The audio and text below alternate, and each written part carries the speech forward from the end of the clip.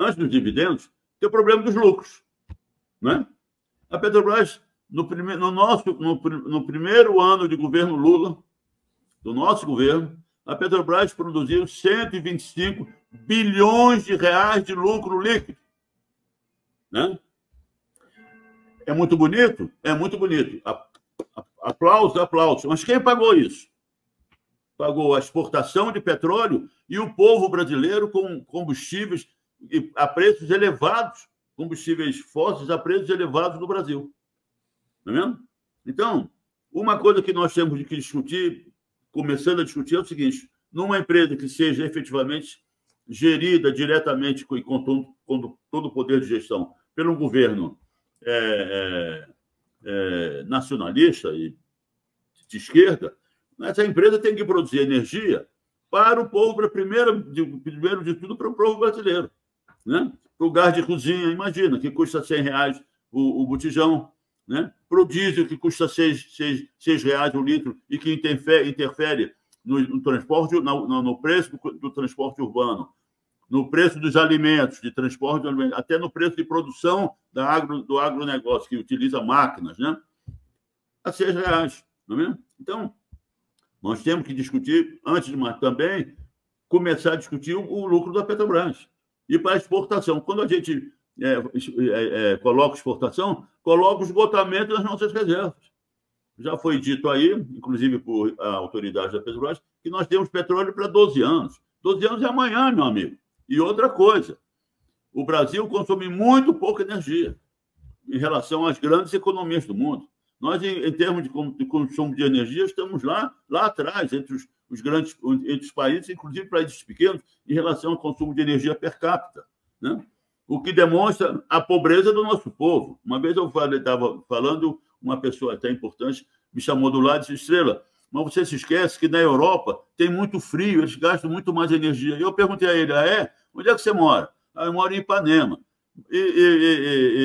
Na sua casa, no seu apartamento lá, tem ar-condicionado? Ele disse: tem, em todos os quartos. Então, eu digo: meu amigo, então como você acha que o povo, você acha que nas nossas comunidades pobres tem ar-condicionado? Ou o pessoal enfrenta o calor de 40 graus para acordar amanhã, no dia seguinte, às 6 horas da manhã, para pegar pegar no trabalho? Então, é isso. Está entendendo? Hoje, no Brasil, nós hoje consumimos 2,5 milhões aí de barris de petróleo por dia, temos que consumir 6 milhões para, juntando com o desenvolvimento de frontes alternativas e tudo mais, manter a nossa matriz energética muito bem equilibrada, quase já para atingindo os compromissos do Acordo de Paris. Tá entendendo? Então, essa coisa tem que ser...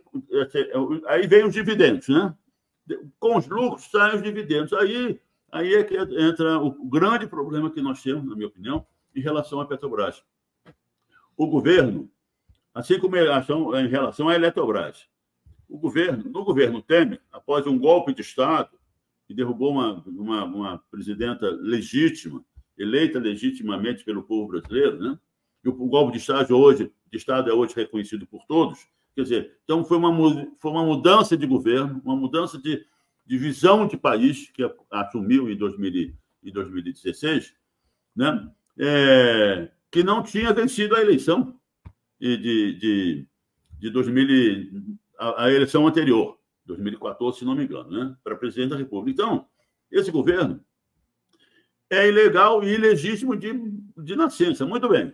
Mas o que é que fez esse governo? O governo Temer.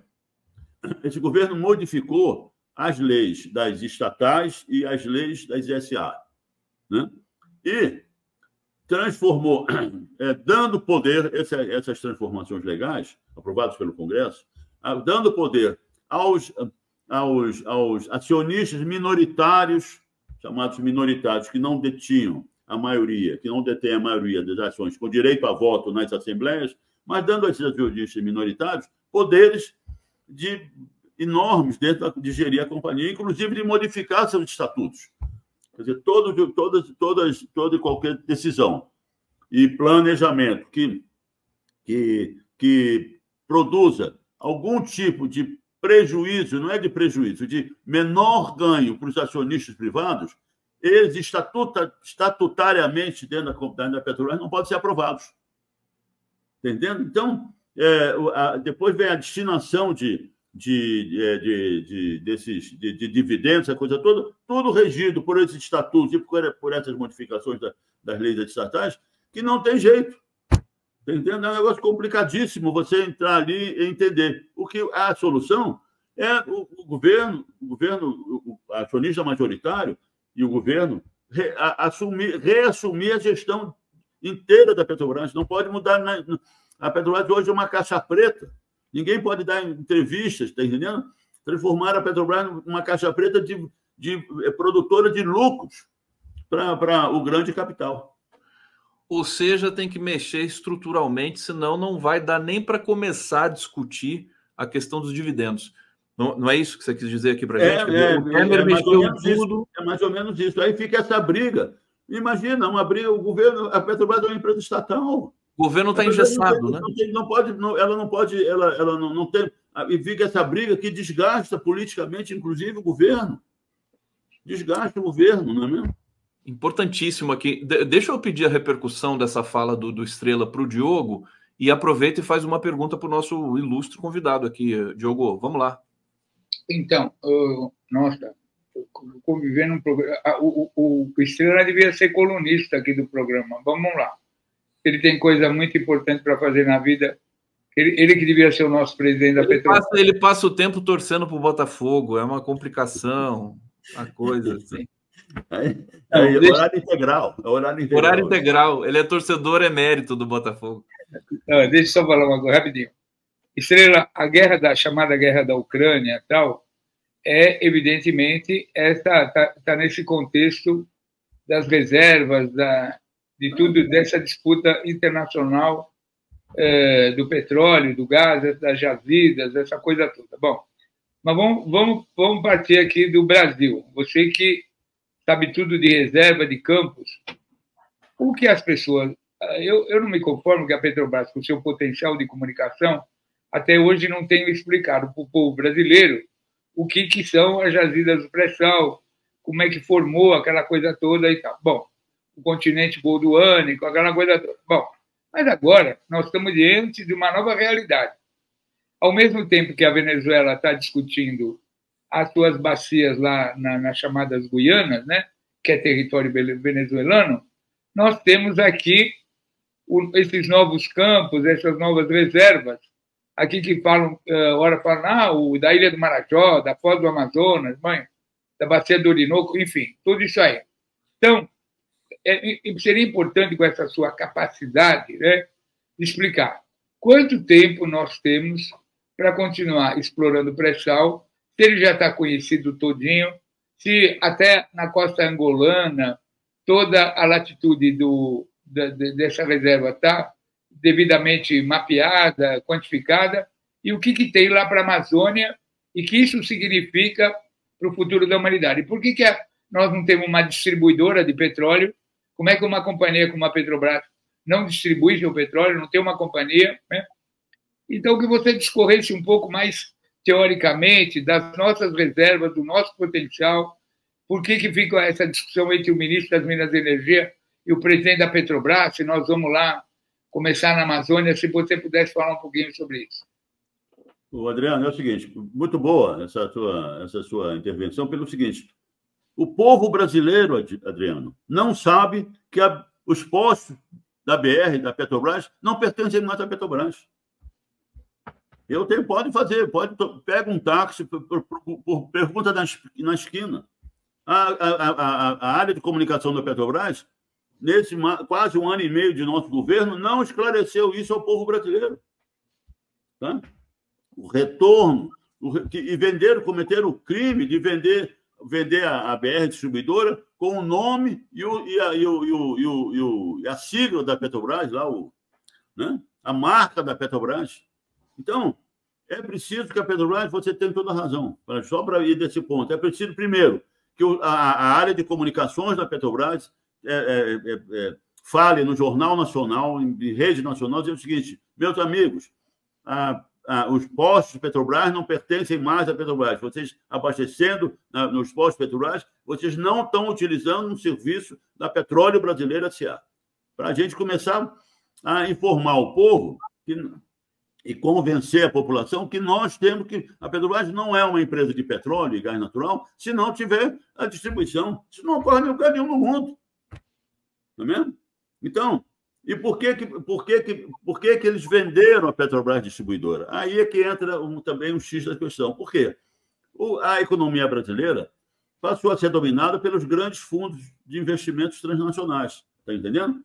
E para você vender uma refinaria, você vender qualquer ativo da Petrobras, como a Petrobras foi saqueada, inteiramente saqueada, o sistema integrado da Petrobras foi desfeito por saques.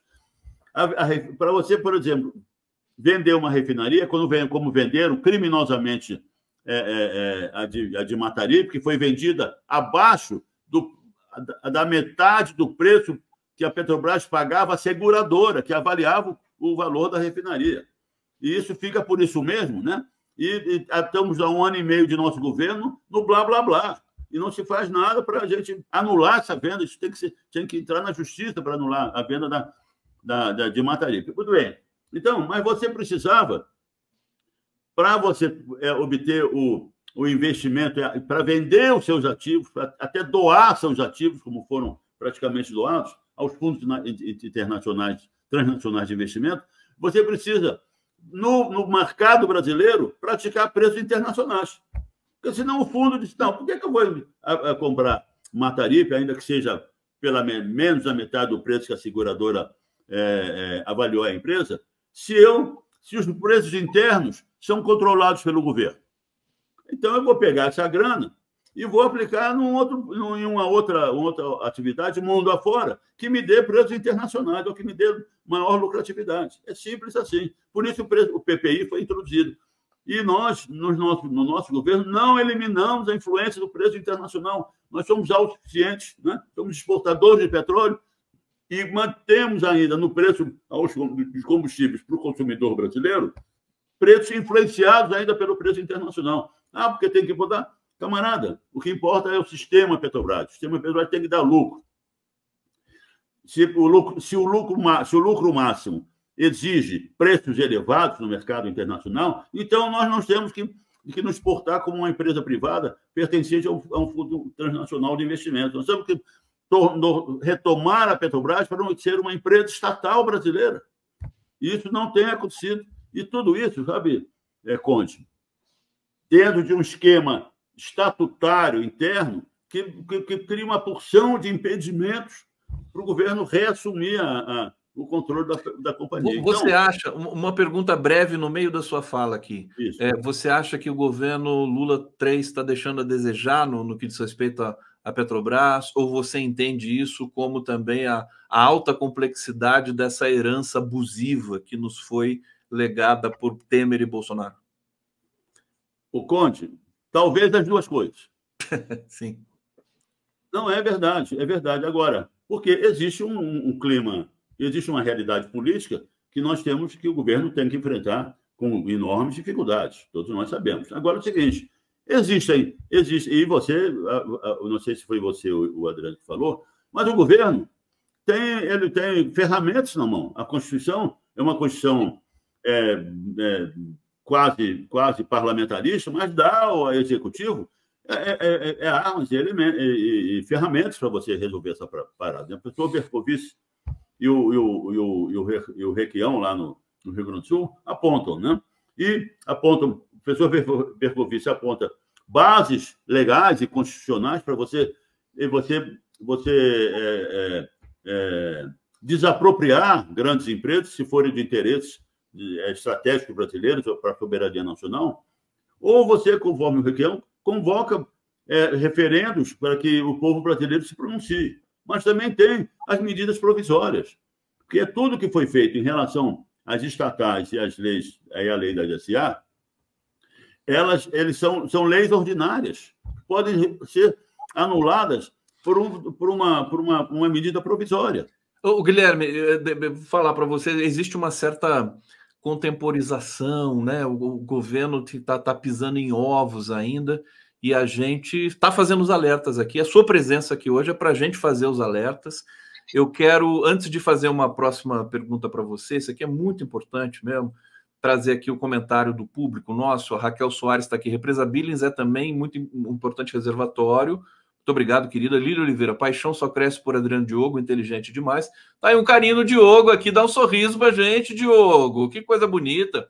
Paulo Paiva, em que medida a ação humana é responsável pelas enchentes no Rio Grande do Sul? Eu vou fazer uma pergunta nesse sentido para o Estrela agora. Luiz Kisaki, viu Nobre no 247, não vamos durar muito. Ele deve estar falando do Carlos Nobre, que é o climatologista. Estrela, a gente acabou de ver, você está vendo, a gente está acompanhando o Rio Grande do Sul passando por essa situação muito delicada, a pior da história do estado, e é uma precipitação atípica em função, muitos especialistas dizem, do aquecimento do planeta, que desregula esses regimes aí de chuvas, né? Mais os fenômenos naturais, El Niño, Laninha e tudo mais. Eu queria saber de você o seguinte, você como a pessoa que se dedicou a vida inteira para o petróleo, para a exploração e tudo mais, como é que está na sua cabeça essa transição energética? Você acha que, como é que você está vendo essa questão climática que penaliza, evidentemente, esse combustível fóssil, né? Mas que as pessoas não estão abrindo mão ainda disso, embora já tenhamos aí outras matrizes e tudo mais. Eu queria um parecer teu sobre essa questão, pensando no Rio Grande do Sul.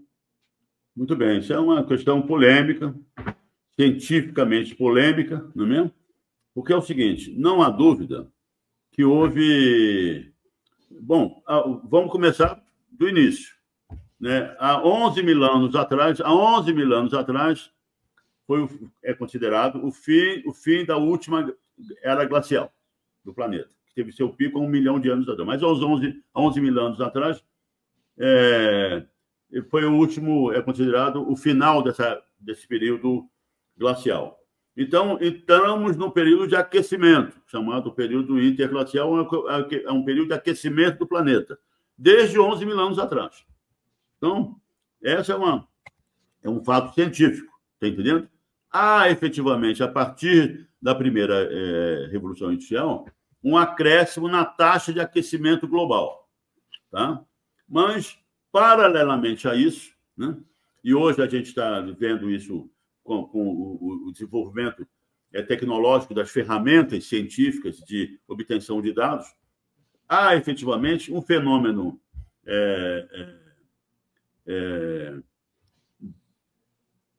que independe da ação humana, que está atingindo a Terra, que nós estamos, há alguns anos, desde alguns anos atrás, sofrendo a influência de tempestades solares, de superfície solar do planeta, no nosso planeta, que tem tempestades magnéticas, que têm produzido a movimentação de placas na superfície do planeta.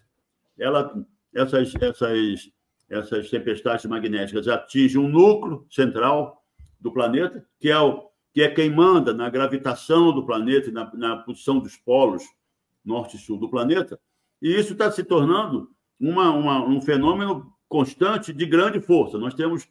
Nós passamos um período de intensos terremotos no mundo inteiro, estamos vendo, né? Ainda intensos. A Turquia foi destruída por terremotos, não é mesmo? Vulcões, chegamos a ter um dia em que 30 vulcões estavam em erupção. Isso tudo representa uma movimentação das placas tectônicas na superfície do planeta, que tem como consequência direta, e isso é importantíssimo também, a modificação das correntes oceânicas. Também é o negócio do El Niño, da Laninha, essa coisa toda, que no final das contas, de acordo com os especialistas, regulam o clima terrestre. Então, vamos lá, nós estamos aí também enfrentando um problema telúrico, está entendendo? Decorrente dessas condições que o Sol está vivendo, de gigantescas tempestades magnéticas na sua superfície, e que tem atingido todo o sistema solar. Então, isso tudo temos que levar em consideração. Entendendo? Como é que isso, como é que isso impacta esses fenômenos climáticos que estão ocorrendo, claro, como no Rio Grande do Sul, como as geadas lá na Europa, né? Em todo o planeta está passando por essa transformação. Então, essa relação e a compensação e a origem, o grupo, o conjunto de origens que está desses problemas que nós estamos enfrentando tem que ser melhor discutidos, na minha opinião, e na opinião de grandes especialistas na área geológica e geofísica do planeta. Muito bem. Então, de alguma forma, e aí eu acho que o planeta, todos os países têm que se preparar para isso, de alguma forma nós temos que ter políticas públicas para enfrentar previamente essas manifestações. Porque mesmo que a gente, vamos raciocinar idealmente, mesmo que a partir de amanhã a gente diga, olha, não se liga mais um motor a combustão a combustão interna utilizando combustíveis fósseis em todo o planeta. Não vai mudar muita coisa. As mudanças ocorrerão. Vai demorar muito também. Vai demorar muito para essas mudanças se refletirem. Não é uma coisa imediata. Não é? Muito perfeito. Bem. Então, tem que enfrentar essas coisas com a tecnologia, com as medidas e com o poder das engenharias, o conhecimento das engenharias e tudo mais, para que a gente atravesse esse período com o menor custo e risco possível para o ser humano como um todo, e todo o planeta, não é só no Brasil. Guilherme Estrela aqui no 11 News. Infelizmente, o nosso tempo acabou aqui. Deixa eu trazer comentário. Vou passar para você rapidinho. Espera só um pouquinho. Deixa eu trazer os últimos comentários aqui. Hussein Brasil, obrigado, Guilherme Conde, pela aula de geologia. A gente agradece também ao Adriano Diogo. Hussein Brasil, programa essencial, conhecimento da cidadania. Diogo, temos 1 minuto, vai. 1 minuto para você, depois 1 minuto para o... Coisa que o povo gosta.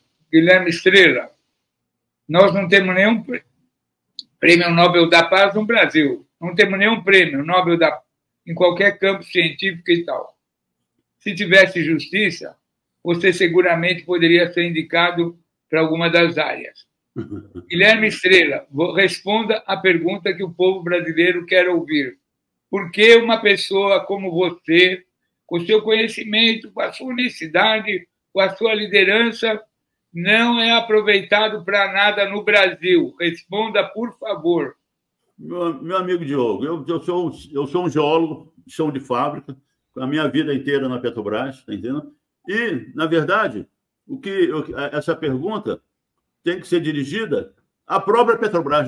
Desculpe, eu não quero diferenciar a Petrobras das outras grandes empresas brasileiras, porque a Petrobras, isso é importantíssimo, a Petrobras surgiu nas ruas.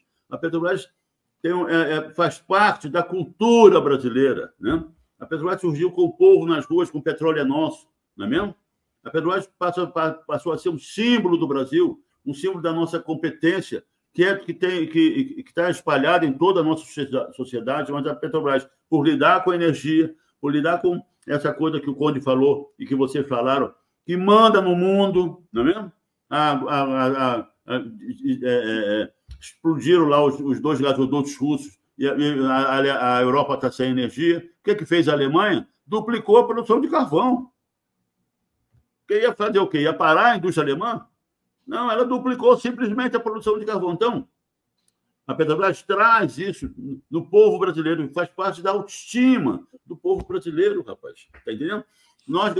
Você falou em prêmio Nobel, nós ganhamos o prêmio Nobel da Engenharia de Petróleo em Houston, como monopólio estatal, hein? Como monopólio estatal em 1992, que eu tive a honra de pessoalmente receber esse prêmio lá. Deu uma confusão lá na viagem do presidente. Disse, não, tomando Estrela, diz o Estrela que está lá para receber. Então, a Petrobras tem isso, a Petrobras faz parte da autoestima do povo brasileiro. Então, a Petrobras, ela não vai, claro que ela não é a salvação, mas o produto que ela produz, que é a energia, é tão básico, e também os resultados financeiros são tão gigantescos, que isso tem que ser utilizado principalmente na melhoria do povo brasileiro, inclusive no enfrentamento desses problemas climáticos que nós estamos atravessando, e não encher os bolsos dos grandes acionistas privados e dos grandes fundos transnacionais que têm a sua participação na composição acionária da Petrobras. Olha, eu quero agradecer demais, Guilherme Estrela, Adriano Diogo, essa fala final aqui do Estrela. O Estrela, ele tem admiração do país inteiro, é uma figura considerada um dos grandes brasileiros do nosso tempo. Isso você tem, viu? As pessoas sabem disso. Talvez não a população inteira, mas aqueles que também têm, né, a sua inclinação democrática, a defesa da soberania nacional, vê em você, e eu vejo isso sempre em você, desde os anos 90, lá que você dava entrevistas na Petrobras, era uma admiração incrível, é uma admiração que se preserva. E a gente vai continuar esse debate, viu, gente? Eu quero agradecer a todos que acompanharam aqui. Mais uma vez, obrigado, Estrela. E o Botafogo? O Botafogo começou já a liderar. Outro dia, um conhecido disse, Estrela, de novo! De novo! Valeu, Diogo! Valeu todo mundo!